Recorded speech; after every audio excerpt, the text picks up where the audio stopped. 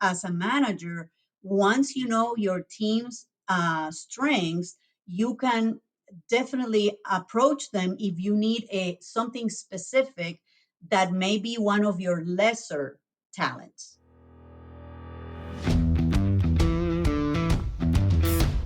Technology is transforming how we think, how we lead, and how we win. From Intervision, this is Status Go, the show helping IT leaders move beyond the status quo, master their craft, and propel their IT vision. Welcome to Status Go. I'm your host, Jeff Tunn. Before we dive into our episode today, I have a favor to ask.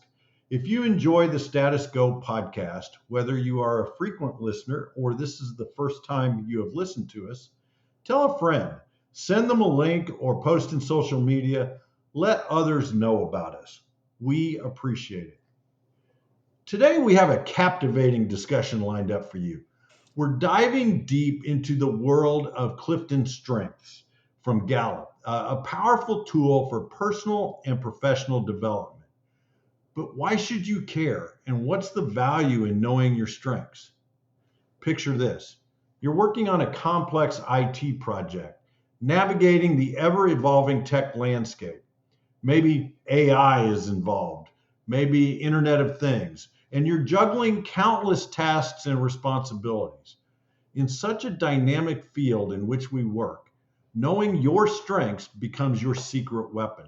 It's like having a roadmap to your own unique capabilities. But it doesn't stop there. StrengthsFinders also helps you delve into the power of team dynamics. Knowing your team's strengths brings a new level of synergy to the table. It's about creating a well-rounded and harmonious group where each member's talents complement one another. Think about that. In this fast-paced world of IT, collaboration is key. When you understand your team's strengths, you can assign tasks strategically, leverage the expertise, and foster a culture of trust and support. It's a recipe not just for meeting deadlines, but exceeding expectations. And here's the real kicker, the value of your team knowing each other's strengths. It's like unlocking the superpowers of your colleagues. When everyone understands the unique contributions each member brings to the table, communication improves, conflicts decrease, and innovation soars. So whether you're a seasoned IT pro or just starting your journey in the tech world, understanding your strengths and those of your team can be a game changer. It's a tool that empowers you to thrive individually and elevate your team's performance and ultimately drive success in the competitive landscape of IT. Today, we have a very special guest, Zaida Monell, who is an expert in the StrengthsFinders from Gallup. She'll be sharing her insights, experience, and practical tips on how you can leverage this tool to your advantage. So stay tuned, grab a notepad, and get ready to unlock your full potential in the world of IT. Now, I am thrilled to introduce to you a dear, dear friend of mine, Zaida Monell. Zaida and I have known each other for many years. We've worked closely together, and I want to welcome you, Zaida, to Status Go. Hello, and thank you for having me. Zaida, I've had the pleasure of knowing you and working with you side by side for many years. I was, as our listeners know, I was CIO of Goodwill here in Central Indiana. Zaida was the VP of HR. We worked together to drive a lot of organizational change. And I know I stole a little bit of your introduction, Zaida, but I was really excited about having you on the show. Would you mind sharing just a little bit about your career journey? Sure. So I have been an HR professional for 35 years now. Started back in my home of Puerto Rico, and there mostly manufacturing. Excuse me. When I moved to the US, I worked for Red Gold, and I also worked for Goodwill for almost 20 years. Which is where we met. So, Exactly. and I know coaching has always been important to you, even in your Goodwill days. I know you valued that coaching aspect of management and leadership a great deal, and in fact, you helped many of us adapt a coaching perspective to our leadership. And now you've launched a business around Clifton Strengths from Gallup, and for our listeners, let's start there. Can you describe a little bit about what Strength Finders is, kind of the background on it? Sure. So it's an assessment that lets you know the presence of talents that they have through a lot of surveys and a lot of research put together. So once you take the assessment, you get a report that tells you, depending on how deep you want to go, you can get your top five strengths or you could get your whole 34. And what that tells you is how strong is that talent in terms of your personality and how you think, how you behave, and how you feel. And once you know that, I loved how you said it, that it would be a superpower, because then you can really hone in and continue developing your strengths. I want to make one thing very clear. It's not that we're ignoring our weaknesses. It is that because of the research that they have done through the more than 4 decades, and I don't even remember how many countries, they have determined that if you work with your strengths or within your strengths, your performance will be a lot higher than if you spend the same amount of time and energy working on your weaknesses. So, weaknesses, you need to be aware of them. It's not that you're ignoring them completely, but you would have better performance and a lot of satisfaction if you really focus on your strengths.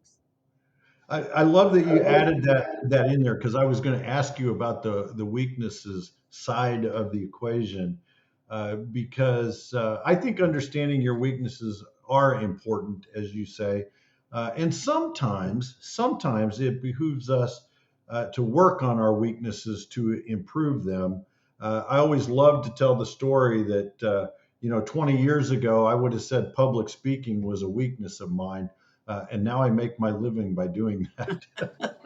So For I'm sure. not saying if you spend some time on a weakness, it's going to become one of your strengths, but it is important. And I think it was Peter Drucker who said something to the effect of maximize your strengths, work within your area of strength.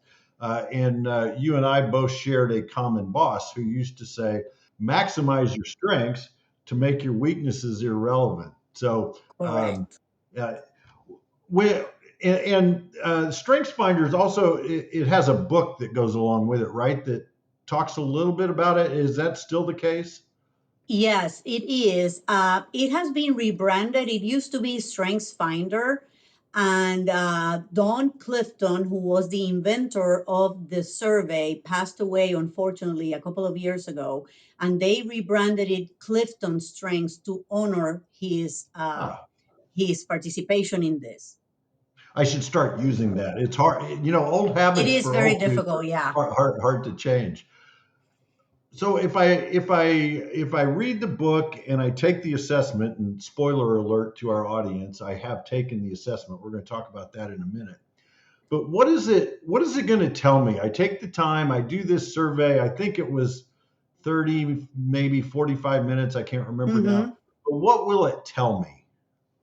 Well, first of all, I would recommend that you take the assessment and don't read the book prior to. Ah, That okay. way, when you answer the questions, you're going to go with your gut feelings and you're not going to overthink it, because these are patterns that are recurring in your life. So, the reason why, for example, your top one, if I, intellection, right? And we're going to talk a little bit about that. I took some notes from my information here at Gallup. That is something that describes you. But if, for example, let's take myself as an example, strategic thinking is not on my top five. And Hmm. while I am a VP, I'm thinking, oops, what should I do now? Because, when I took it for the first time many, many years ago, it wasn't there. Well, there are ways for you to, you can surround yourself with people that are strategic, and then they can help you with that. But then Yeah. there are other ways that through the combination of your strengths, you can also get to that goal. So the reason why I invite you not to read the book first is so that you would be very honest and authentic when you are answering the assessment. But once you do, like, you get this report. And as a coach, one of the things that I ask people after they had gone through the report is highlight those things that resonate with you, those statements that really describe you. And on the flip side, also highlight with a different color those that do not. And let's have a conversation about that. Yeah. I have had some people that go, well, in my line of work, I really should have empathy at the top of my list. Well, the question is, why do you think that? Because maybe through the use of other strengths, you are showing up as you need to for your role. Ah, So, ah. those are some of the things that we need to think about when we're coaching around strengths. As an individual, why would I want to take this assessment? What's the old adage? What's in it for me, right? Uh, Well, what things am so I going to gain from it? you are going to get a better understanding of what are your abilities, because those abilities are the ones that help you provide consistently a high performance. And at work, it is very important for you to know, okay, these are my strengths. This is what I can rely on. So as an individual, you would have a deeper understanding of who you are and how you show up. The magic comes when you then know the people that work with you, how you can leverage those, how I know what yours are. So for example, going back to intellection, which is your number one, right? If I Hmm. may, Yeah. I'll give our audience a little bit of a snippet of what that means. So, people with intellection are characterized by their intellectual activity. They are introspective and they appreciate intellectual discussions. They have depth of understanding and wisdom. They love to read and analyze things, and they like to think and reflect.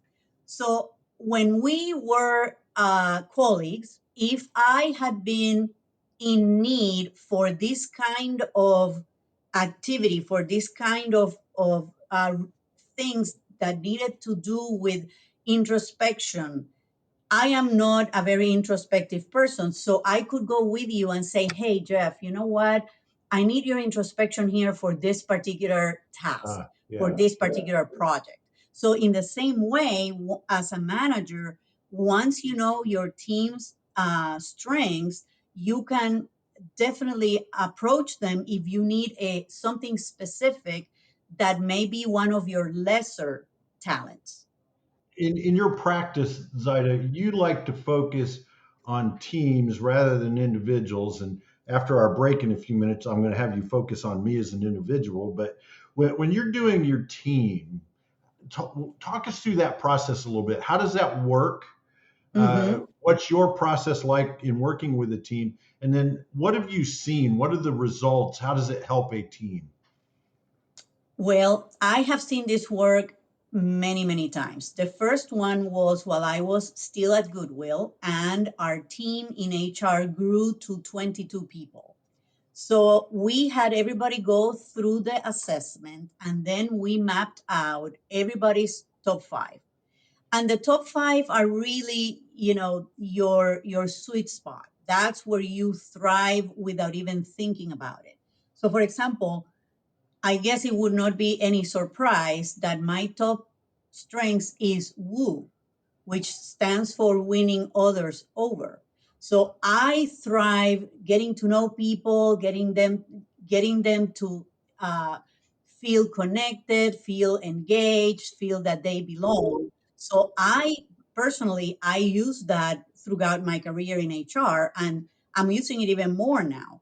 So once I mapped out those 22 people, their top five, it was very easy for me to see who I needed to go to for a specific whatever it was, right? Yeah. You remember when we went from paper files to using Workday. You remember that? Yes, I do remember that. That was a heck of Yeah. a project. Yeah. So some people in my team were more inclined for that work because of their strengths. Ah, yeah, Another example was when Goodwill of Central Indiana merged with Goodwill of Southern Indiana.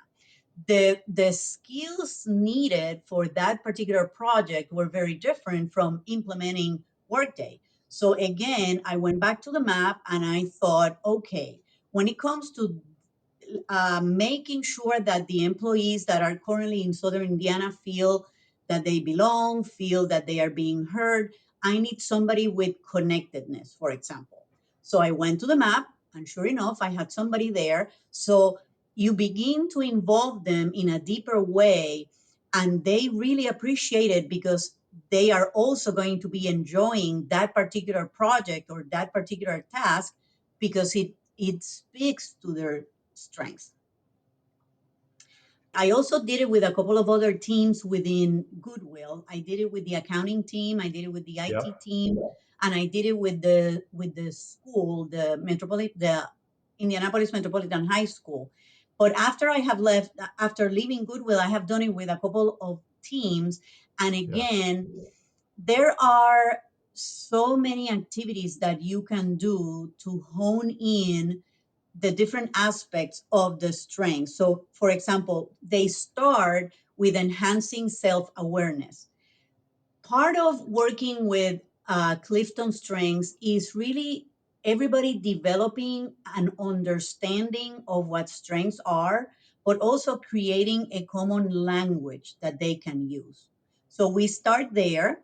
Another step is developing partnerships. So let's say two people in your team or three need to have a better relationship. We can help them with that. There's activities that allow for that. Building strengths-based teams, again, when everybody knows their strengths, and they know what they mean, they are in a better position to have conversations about them. And then the last one, which I think it's the most important, that probably most of your audience are going to be interested in, is improving performance, because at the end of the Oh, day, yeah, yeah. that's the bottom line here, is using your strengths to improve performance. I love those examples, Zaida, because it really it's important for a manager or leader of a team to know the strengths and weaknesses of his or her team, but it's also important for the individual team members to know each other. And those examples bring that out. Now we're going to pause right here for a word from Intervision. Our listeners know that Intervision is the publisher of the Status Go podcast. And when we come back after break, Zaida is going to coach me based on my strengths. So stay tuned for that. Here's a word from Intervision.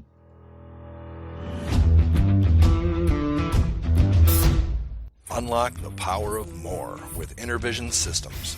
We provide the cutting-edge technology and expert guidance you need to take your business to the next level.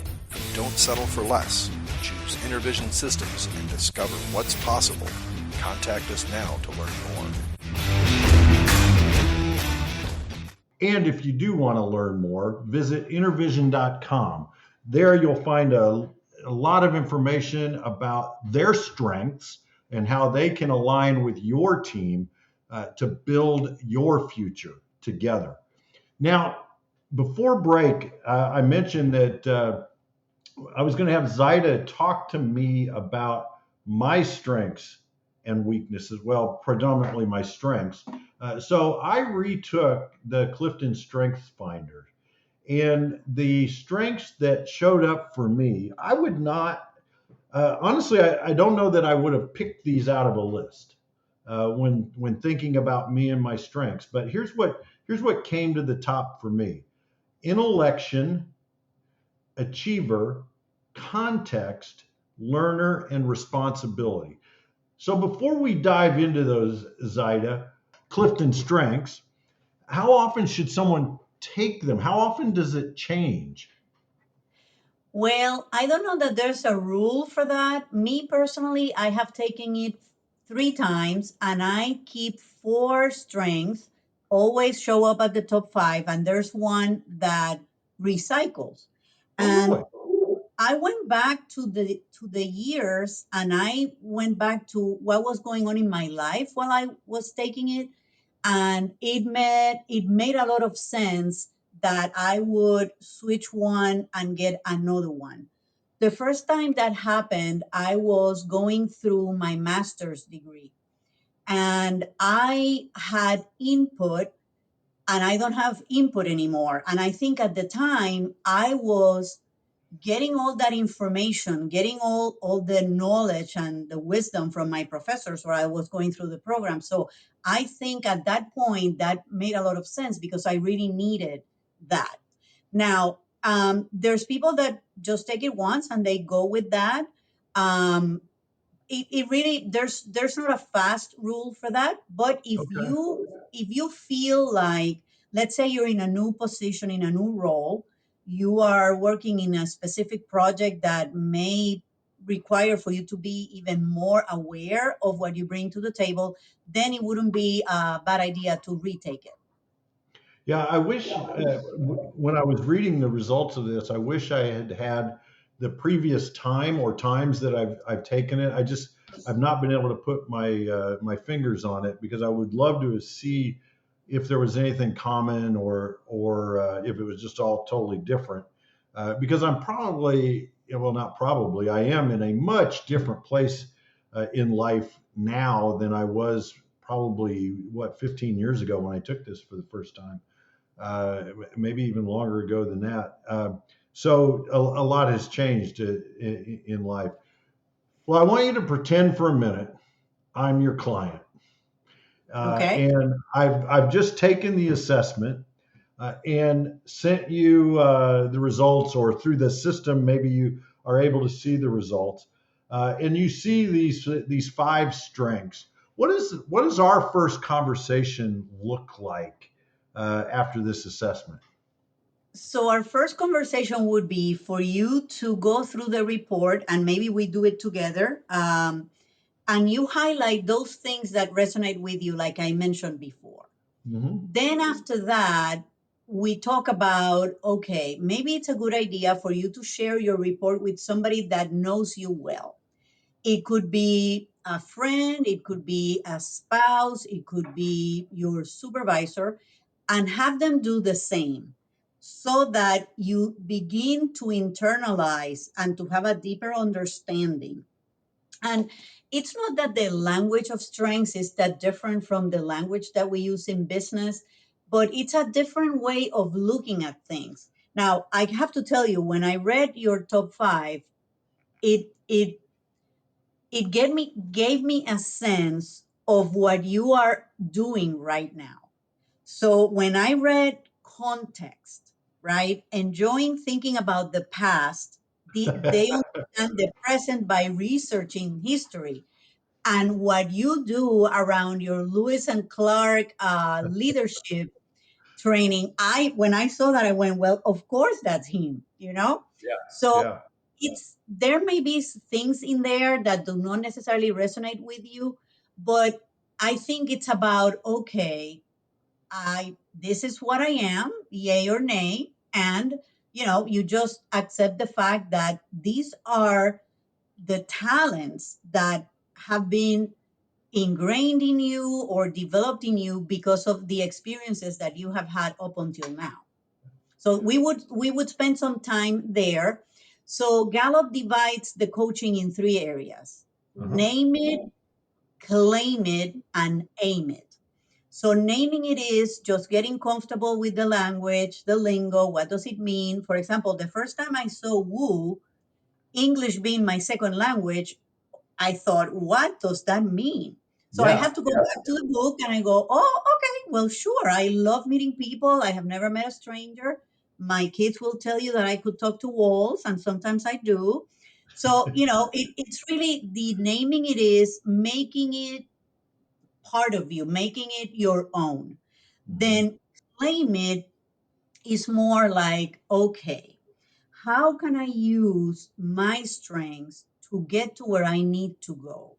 And that takes you right into aiming it, because aiming it is that's the goal. How am I going to get yeah, there?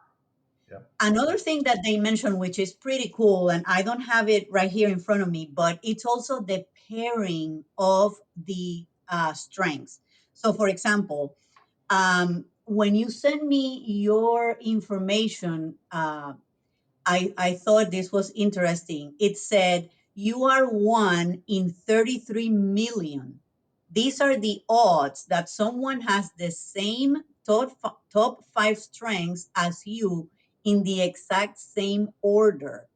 Yeah. One in 33 million. Now, when you have intellection with achiever, which is your second one, that creates a different way of looking at things, different from if you had intellection with something else. Does that make sense? Ah, okay. Yeah, yeah. So there's a way for coaches to show and share that with their coachee, so that they have even a deeper understanding about what it is that they bring to the table. Well, I'm gonna put you on the spot here a little bit and go off Hmm. script, and I can see the fear in your eyes right now. So when I read those five, I don't know if you interpret them this way or not, but to me, it highlights introvert. I am at heart an introvert. Uh, Hmm. and so when I think intellection, achiever, context, learner, responsibility, it's almost like bookworm in the back, right? Studying Right. this. Plus, you layer in context and my love for history, which makes me a geek anyway. It, but I'm a leader of people. So if I'm a leader of people, yet my top five strengths seem to point me as an introvert, how would you coach me to come out of my shell a little bit? Maybe is the right word, Hmm. to lead a team. Great question. So Gallup, uh, their statement around that is this: you're never going to be able to have every strength at the top, right? Yeah. So they uh, coach you to help you understand how can you use your current top 5 or top 10 to get there. Now, one way could be for you to pair yourself with somebody with woo, for example, right? Uh-huh. Somebody with connectedness, somebody with empathy. Have conversations with them and try to understand, how can I use a little bit of that? Ah, In the example that I gave you before about strategic thinking, as you know, we had a couple of very strategic people within our team. So you go to them and you go, okay, I am putting together the strategic plan for the next 5 years for our yeah. department. Help me out thinking through the future, considering possibilities, and just plain and simple, being strategic. Now, the important thing about that is that once you ask someone for their help with that, you need to be you need to trust them and you need to let them go, right? You should not be putting any constraints, because then you're not going to get what you need and what you asked for. If you were working with my team, say, right now Hmm. my team is myself and my cat, but I'm talking about when I actually had a team years Uh-huh. ago. Um, and I, as their leader, have these five strengths. What would you coach one of my team members who maybe isn't feeling as connected with me as Hmm. they want to be? How would you advise them to work with me to improve our relationship? So I would start with everybody understanding everybody else's strength. So not That's make the it one starting on point. one, make it group. Well, you could, I would start with the whole group, right? Okay. Because it would be very beneficial for you as a leader, but also for them as your team. And sometimes leaders are a little bit afraid of being a little bit what's the word I'm looking for here? Vulnerable, transparent. Vulnerable. Thank Uh-huh. you. Vulnerable. Well, to me, this is all about trust, right? It's all about being authentic and genuine. This is who I am. My top five are woo, positivity, communication, learner, which we share, and maximizer. Understanding, let's take maximizer for a minute. That's my number five. Maximizers are people who find this and are looking for ways to make it better. Mhm. Now, I when I think about that, I think of my father, who was an industrial engineer, and continuous improvement was everything for him. I Mhm. was socialized like that. So I internalized that at a very early age. So I'm always looking for making things better.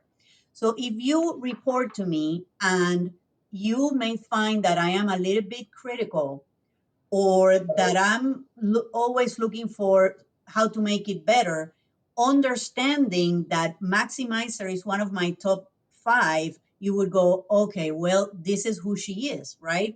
Now, let's say, using that same example, that I was not very empathetic when I was asking you to find better ways of doing something. Well, that's where the conversation Ah, needs to be, yeah. right? Yes. Because Yeah. understanding that maximizer is one of my strengths, but maybe empathy may not be one. Maybe we could have a conversation of saying, I appreciate the fact that you are wanting for me to be a better employee. It's just the way that you are bringing that to me, To right? me. And Yeah. that's, I think, that's what I said. I think that's where the magic happens, when people are in a relationship of trust, and they feel safe that they can have those conversations.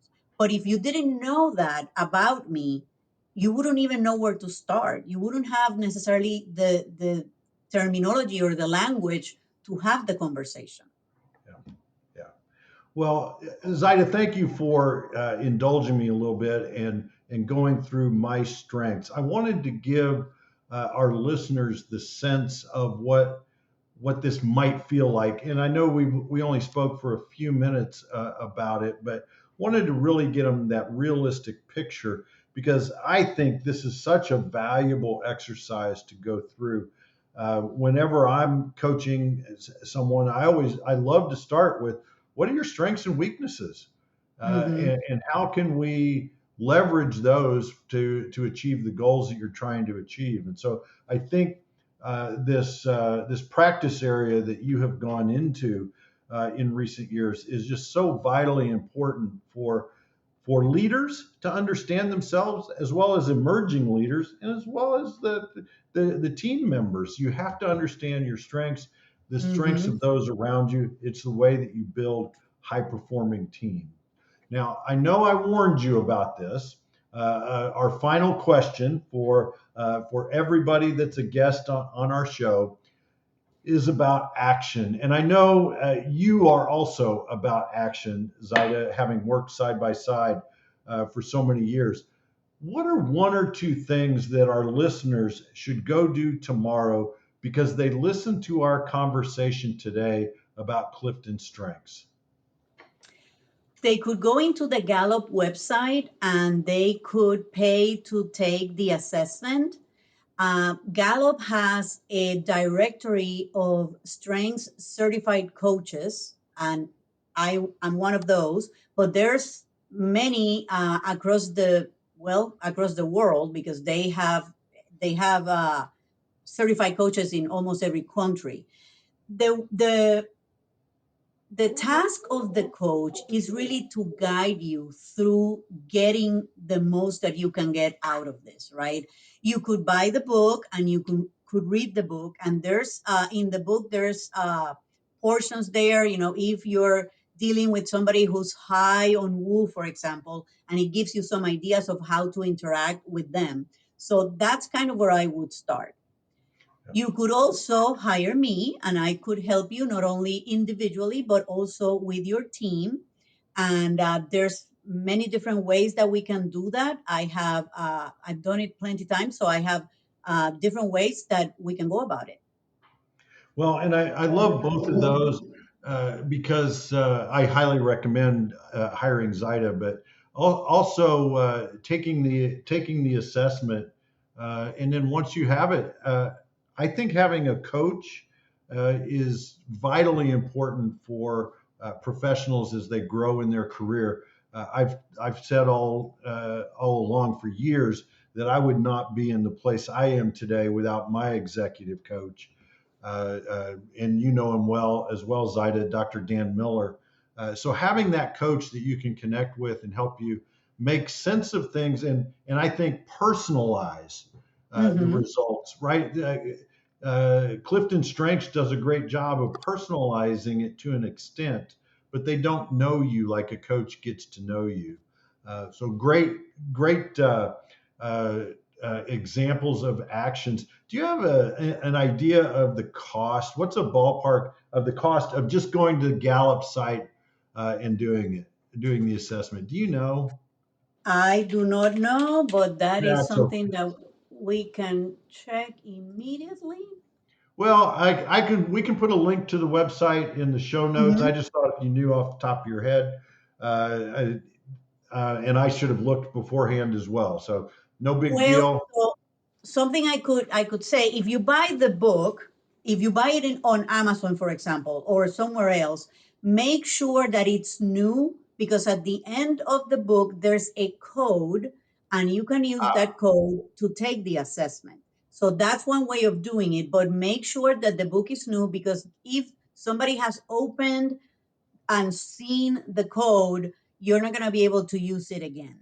So Yeah. that's something to be aware of. That's a great way of doing it. Just buy the book because you'll want to read it after you take the assessment, as Zaida Right. said. Zaida, thank you so much for joining us today. I knew this time would fly by, and I really appreciate you role playing with me a little bit as my coach. I know that's not always easy, but I appreciate you playing along with my role play here for a little bit. Thank you. Well, thank you for having me. This is near and dear to my heart, and I hope your audience gets as much out of it as I did. To our listeners, if you have a question or want to learn more, be sure to visit intervision.com. The show notes will provide links and contact information. We'll be sure to include a link to the book as well as to Gallup's website where you can find out more information. And of course, we will have contact information for Zaida and how you might engage with her. If you're interested in continuing this discussion, look for the Status Go podcast group on LinkedIn. There we have conversation about recent episodes. You can ask questions, you can express your opinions, and invite others. This is Jeff Tunn for Zaida Monell. Thank you very much for listening. You've been listening to the Status Go podcast. You can subscribe on iTunes or get more information at intervision.com. If you'd like to contribute to the conversation, find Intervision on Facebook, LinkedIn, or Twitter. Thank you for listening. Until next time.